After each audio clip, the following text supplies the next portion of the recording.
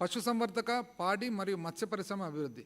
జగనన్న పాల వెలువ పథకం పాడి రైతులకు లీటరుకు 5 రూపాయల నుండి 20 రూపాయల వరకు అధిక ధరను పొందేందుకు సహాయపడింది. అమూల్ సంస్థ సహకారంతో 385 కోట్ల రూపాయల పెట్టుబడితో చిత్తూరు డైరీ పునరుద్ధరణ చర్యల వలన 5,000 మందికి ప్రత్యక్షంగా 2 లక్షల మందికి పరోక్షంగా ఉపాధి కలుగుతుంది. వైఎస్ఆర్ పశు బీమా పథకం ద్వారా పశువులకు బీమా సౌకర్యం కల్పించబడింది. డాక్టర్ వైఎస్ఆర్ సంచార పశు ఆరోగ్య సేవ ద్వారా 340 సంచార పశు వైద్యశాల సేవలను రైతులకు వారి ఇంటి వద్దనే అందజేయడం జరిగింది. మత్స్య సంపద. వైఎస్ఆర్ మత్స్యకార భరోసా కింద 2,43,000 మంది మత్స్యకార కుటుంబాలు చేపల వేట నిషేధ కాలంలో అందించే ఆర్థిక సహాయాన్ని 4,000 రూపాయల నుండి 10,000 రూపాయలకు పెంచడం ద్వారా లబ్ధి పొందాయి. 20,34 మత్స్యకారుల పడవలకు వాడే డీజిల్ ఆయిల్పై లీటరుకు 6 రూపాయల 3 పైసల నుంచి 9 రూపాయలకు సబ్సిడీని పెంచడం జరిగింది. చేపల వేటలో అకాల మరణాలకు గురైన మత్స్యకారులకు నష్టపరిహారాన్ని 5 లక్షల రూపాయల నుండి 10 లక్షల రూపాయలకు పెంచడం జరిగింది. మత్స్యకారులకు సముద్రం మీద చేపల వేటను సులభతరం చేయడానికి మా ప్రభుత్వం అంతర్జాతీయ ప్రమాణాల ప్రకారం 10 ఫిషింగ్ హార్బర్లు, ఐ రిపీట్ అధ్యక్ష, 10 ఫిషింగ్ హార్బర్ల నిర్మాణం చేపట్టింది. గ్రామ స్థాయిలో ఆక్వా రైతులు ఉపయోగించే పనిముట్లను పరీక్షించే సౌకర్యాలను అందించడానికి మా ప్రభుత్వం 35 సమీకృత మత్స్య సంపద ప్రయోగశాలలు ఏర్పాటు చేసింది. చేపల రొయ్యల సమర్థవంతంగా మార్కెటింగ్ చేయడం కోసం 2,000 ఫిష్ ఆంధ్ర రీటైల్ దుకాణాలు స్థాపింపబడ్డాయి. ఇవి 26 ఆక్వా హబ్లకు అనుసంధానించబడ్డాయి. మత్స్య సంపద ఉత్పత్తిని ప్రోత్సహించేదానికి నియంత్రణ మరియు పర్యవేక్షించే కొరకు ఆంధ్రప్రదేశ్ రాష్ట్ర మత్స్య సంపద అభివృద్ధి సంస్థ స్థాపించబడింది.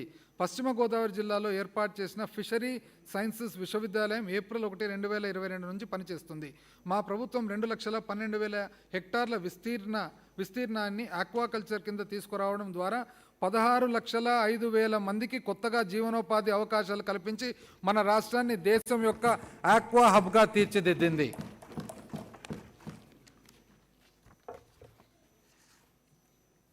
ఐదవది అధ్యక్ష, అసలు ఇంతకుముందు అధ్యక్ష పొద్దున ప్రతిపక్షం వాళ్ళు మత్స్యకారుల గురించి కూడా మాట్లాడారు అధ్యక్ష.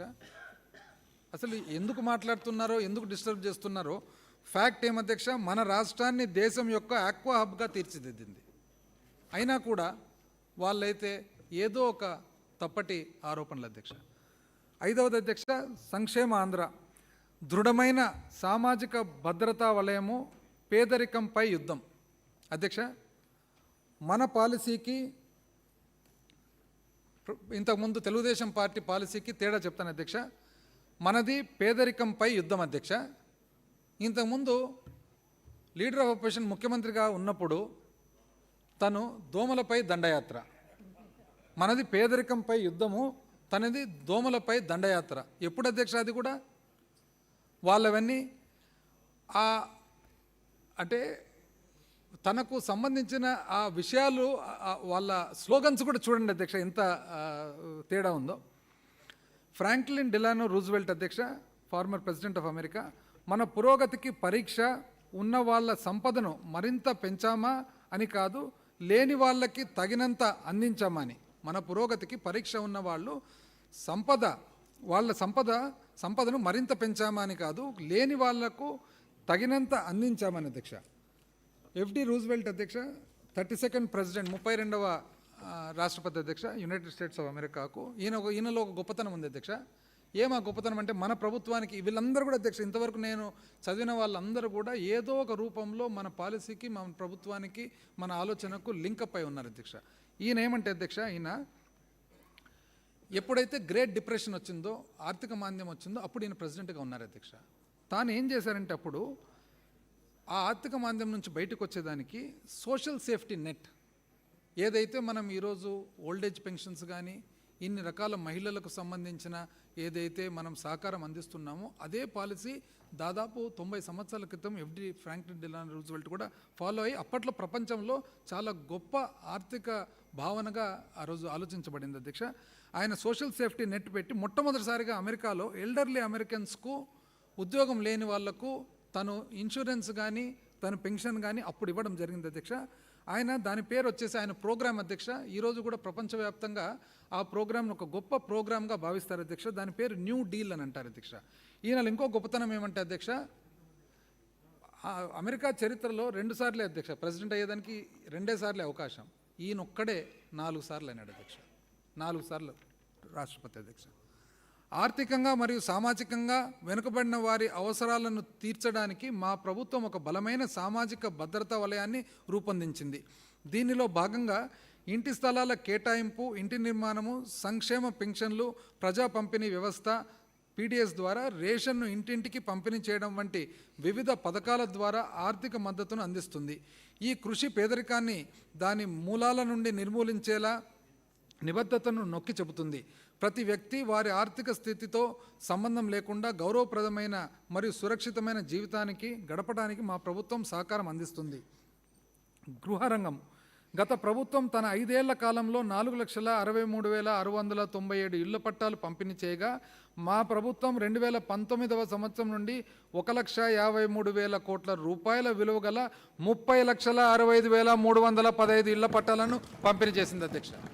ఐ రిపీట్ అధ్యక్ష, గత ప్రభుత్వము తన 5 ఏళ్ల కాలంలో 4,63,697 ఇళ్ల పట్టాలు పంపిణీ చేయగా, మా ప్రభుత్వము 2019వ సంవత్సరం నుండి 1,53,000 కోట్ల రూపాయల విలువ గల 30,65,315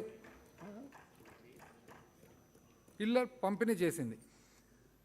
పేదలందరికీ ఇల్లు పథకం కింద మా ప్రభుత్వం ప్రతి లబ్ధిదారునికి ఇంటి ఖర్చుకు 1,80,000 రూపాయలు ఇవ్వడమే కాకుండా మౌలిక సదుపాయాల కల్పనకు ఒక్కో ఇంటికి 6,90,000 రూపాయలు కేటాయించిన ఫలితంగా గృహ నిర్మాణ పనుల్లో వేగం పుంజుకుంది.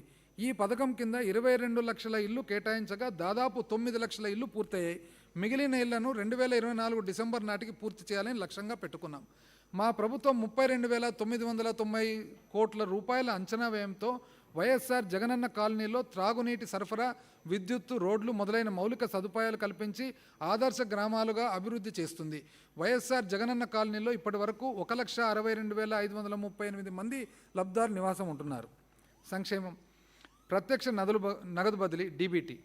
ఎలాంటి వివక్ష లేకుండా అన్ని సంక్షేమ పథకాల అర్హులందరికీ అందాలనే ప్రభుత్వ నినాదానికి అనుగుణంగా ఎలాంటి అవకతవకలు లేకుండా ప్రయోజనాలు అందేలా చూడాలనే ఉద్దేశంతో ప్రభుత్వం గ్రామ, వార్డు సచివాలయాలు, వాలంటీర్ల ద్వారా ప్రత్యక్ష నగదు బదిలీ పథకం విధానాల్లో అమలు చేస్తుంది. కులం, మతం మరియు ఇతర అంశాలతో సంబంధం లేకుండా ప్రయోజనాలు అందరికీ చేరేలా చేస్తుంది.